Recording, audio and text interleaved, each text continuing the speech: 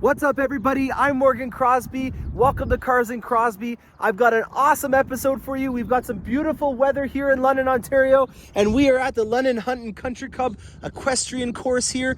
Beautiful landscape to be able to show you how to take the top off on the C8 and what's it like to drive a C8 with the top off. So without further ado, we're going to take the top off on my C8 for the first time. I have not removed it at all. I've done it on another C8, and we did notice when we shot that video that there was a lot of stiffness in that area when we were trying to lock the top in. I also want to see what kind of practical items that I can store inside of this Corvette. So we're going to do this all today, taking my Corvette top off and seeing the first reaction of us trying to lock it in. Hopefully the top gets a little bit easier to work in as it goes along. Keep in mind also, I've pushed my top up here in the back a little bit higher just so that I can get a little bit extra access.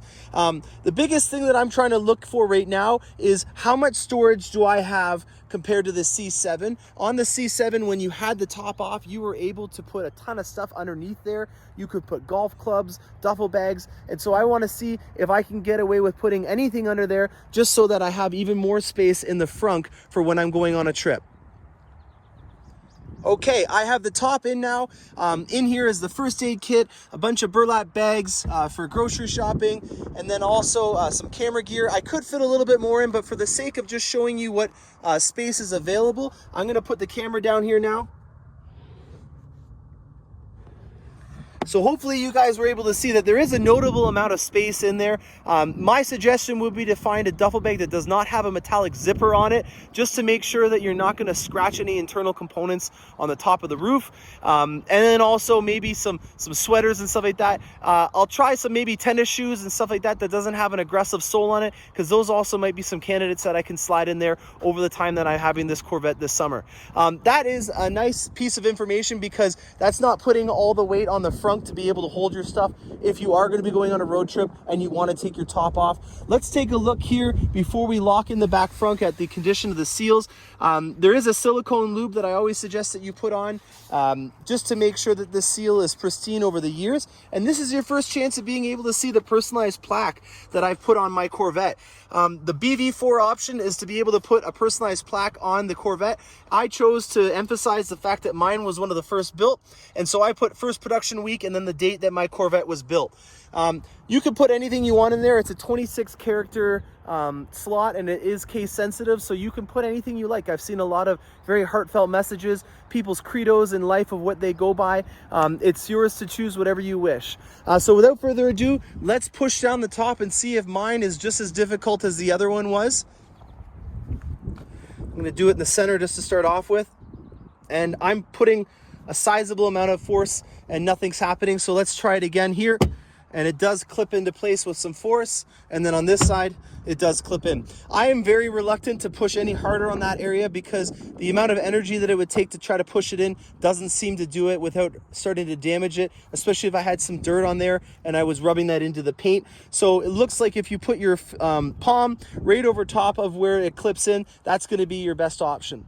So without further ado, now the top is in place. Let's take it for a drive and see what the sound quality is like compared to the C7 generation, and just in general how it feels to be in a Corvette C8 with no top on. All right, I'm buckled up. Lock the camera in, start the Vette up, and here we go. I'm going to start it with the windows down, and then we'll see how that goes. On a 2LT and above, the Corvette will have an upgraded sound system, and one of the components that's inside of this is something called center point. And what center point will allow the vehicle to do is to balance the sound quality that you have of the specific genre to the current conditions that are going on. So I kind of briefly touched upon it in another video, but I'm going to do it again in this one. The sound quality is so sensitive in this vehicle that it can actually even tell if there's another passenger how to redirect that sound, because the sound quality will bounce off of the windows differently than it will off of a person. And so having the top off means that the acoustics inside of this Corvette are going to be completely different than if the top was on. And with this center point sound system that you have in the Bose premium package, you will have a better sound quality experience when the top is off. That to me is a very important thing, because again, it paints the picture for the perfect setting and the perfect experience that you could have when with your C8 Corvette.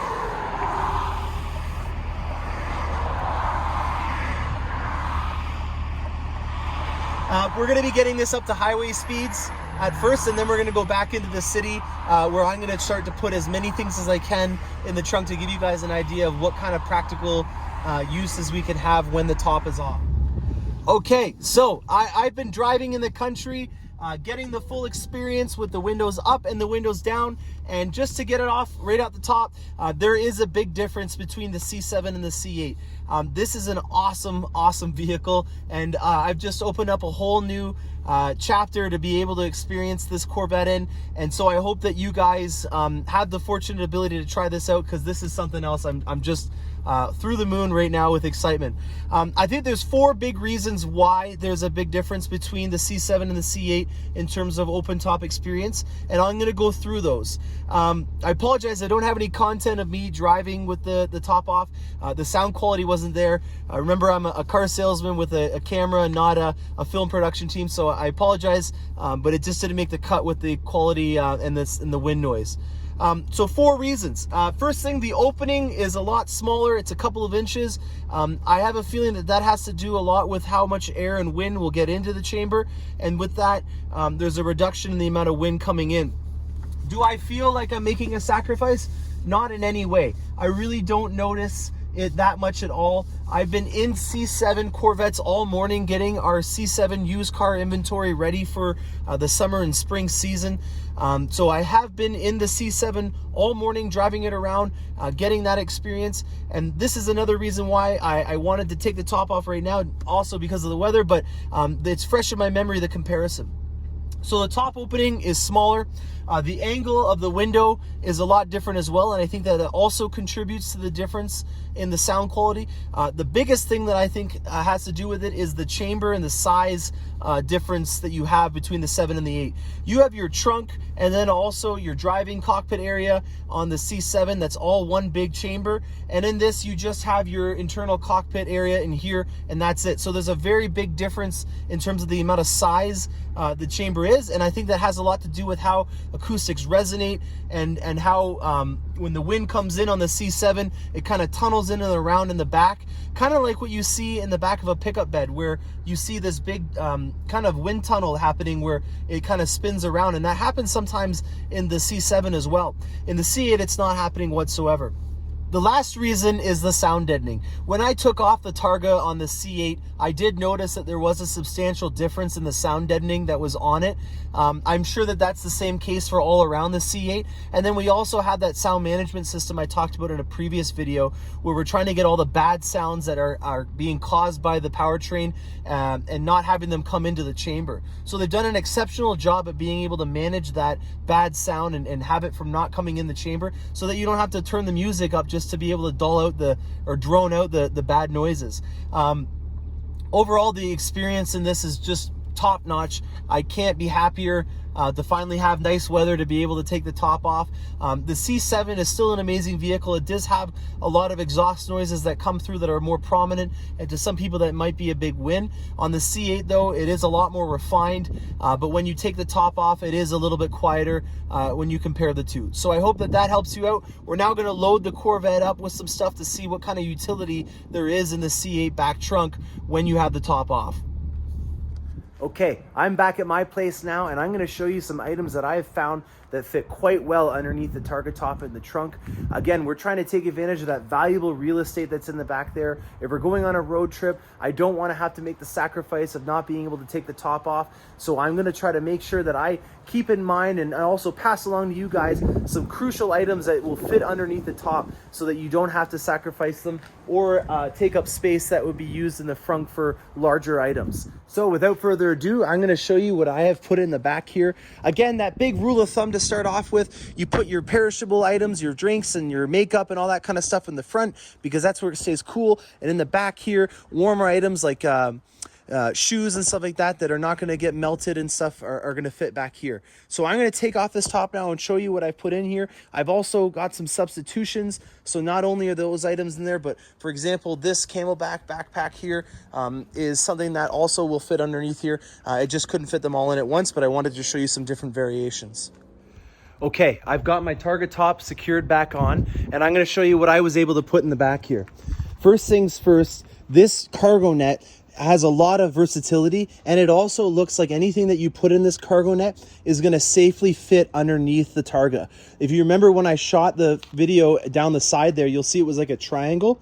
It looks to me like you're going to be safe, as a rule of thumb, if you put anything in here, that it will not impede when you put on your target top. And also, if you think about it, you're not going to want to rearrange every single time you take your target top and put it in the back. And so having the things in the cargo net is going to mean that you're not going to have to first go into the back, rummage everything around to one side, and then put your top on. It'll already be securely in place, and you'll know that it'll fit regardless of what's back there if it's in that net. So that's a good rule of thumb to have for the cargo net. In here is my beach bag, and I flipped it upside down just because there are metal buckles on it, and I want to make sure that I'm protecting my Corvette's top. So if I was going to go to the beach, I would throw my towels and everything in there upside down, and it'll securely fit underneath the top. I've also got a sleeping bag that's safely fit underneath there. Behind here, I do have a bottle of wine in a nice box. So there is a nice little low hidden compartment back here that you can put more stuff in. I've got my dirty little shoes and my flip-flops on the sides here in this little side pocket, and then my handy dandy first aid is here. Some substitutes that I found are this Camelback. This easily would substitute for the sleeping bag in the sides there. So any kind of little knapsack or duffel bag in that kind of size will fit underneath there, which is valuable information to know. Again, I'm trying to help you and build some positive experiences and memories with your Corvette, and the ability to have that much more space when you go on a road trip and still be able to take the top off. That's the kind of stuff that I want to make sure that I get across. So I'm Morgan Crosbie from Cars and Crosbie. I hope you enjoyed this content. If you did, please hit the subscribe button and the like notification. Thanks a lot, and have a great day.